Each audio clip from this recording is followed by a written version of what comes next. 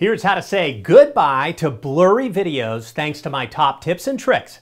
I'm Kurt the Cyber Guy, and all my tech hacks are over at cyberguy.com, where you can also click that little red button to sign up for my free Cyber Guy Report newsletter. If you've got an iPhone and someone sends you a video, sometimes it comes in a little smaller or blurrier than you'd like. You know that that's happened.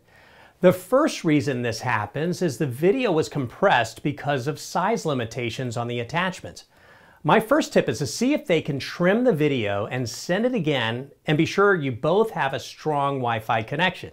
Going forward, do these two things. Make sure friends and family are taking high-resolution videos and sharing them over a really good connection. If you both have iPhones, the best way to send a large video file quickly is through AirDrop if you're in proximity to one another.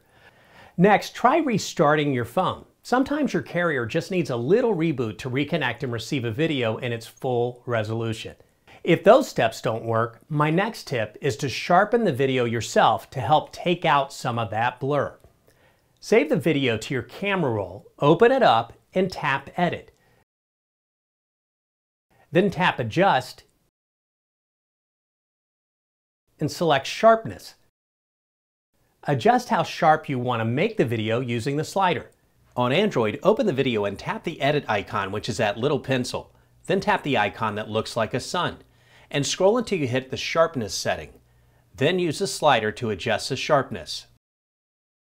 If you're looking for an app to do the work for you, try one like PowerDirector, which has an option to stabilize video. That's what often makes recorded video blurry. This app has a free trial, and then it will cost you a monthly subscription.